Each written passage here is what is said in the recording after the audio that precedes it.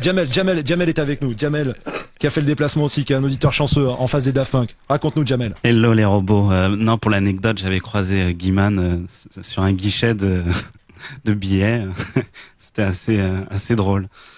T'avais une question toi pour les Daft Punk. Et puis déjà, je voudrais au nom de tous les fans vous remercier pour votre musique, sincèrement. Elle nous motive, elle nous rend chaleureux, elle nous fait traverser les épreuves et tout. Et tous les fans vous en remercient. Et ils ont suivi votre virage artistique avec passion. Et donc, j'aimerais savoir à long terme quels vont être vos projets, que ce soit cinématographique. Je crois que tu sais, en étant un fan invétéré de ce qu'on fait, tu sais que c'est toujours une surprise. Donc, c'est pas ici sur Énergie qu'on va. Est-ce qu'on peut rêver d'un retour de Cris d'amour et de Roulé, qui sont deux labels mythiques de On la peut toujours rêver de plein de choses. Mais ça serait une surprise s'il y avait quoi que ce soit. Mieux. Mais tu le sais en plus. Et concernant les Il veut fakes, savoir quand même. T'as vu, Ouais, non mais il lâche pas. Ouais. Il va pas te lâcher. Il va pas te lâcher, Jamel. et concernant les fakes, sincèrement, ça vous nuit ou ça vous Les agace? quoi, les fakes? Les fakes.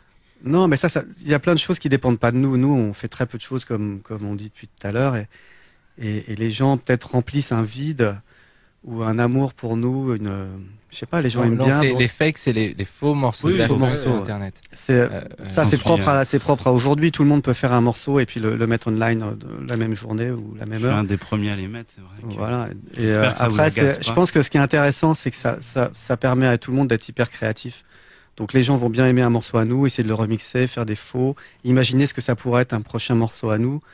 Et ça rend les gens créatifs. Ils sont pas juste passifs devant leur écran. Bah maintenant, ça... Ils prennent leur ordi, ils font de la musique, ils enregistrent des trucs. Et c'est toujours bien de créer quelque chose. Ça. Maintenant, Ça c'est permet les de clips s'exprimer, maintenant quoi. qui sont. Il y a des faux Il va pas clips lâcher de. l'affaire, Jamel. Il y a des Il y a- faux clips maintenant. Mais Par il y a- contre. Cette interactivité comme ça entre la musique qu'on fait et ce que les internautes peuvent en faire, je pense que c'est très sain, et au contraire, on a une époque où le fait que le public puisse remixer eux-mêmes les morceaux, en faire des nouveaux, c'est super marrant. Et les gens comme ça ont vraiment la possibilité d'interagir. Avec Get Lucky, il y a eu un truc très surprenant, c'était comme ça, de se dire, voilà, on a fait ce morceau. Déjà, la première fois, quand les 15 premières secondes de musique sont sorties, il y a eu toutes ces versions, tous ces remixes comme ça qui ont été faits. Ensuite, quand le morceau et quand la chanson vraiment a vu le jour, on a un peu été témoin comme ça de toutes ces covers et toutes ces reprises, et c'était très surprenant en fait, et très amusant de se dire, tiens, les gens ont envie de prendre le morceau et de le chanter, de se filmer, de se mettre sur YouTube. Bon, nous, encore une fois, on n'est pas vraiment de cette génération en même temps, donc mais ce qui est fascinant à ce niveau-là, effectivement, c'est le pouvoir de la musique, et la force que la musique peut avoir de façon intrinsèque comme ça, et avant tout, effectivement, c'est une énergie et un enthousiasme peut-être communicatif comme ça.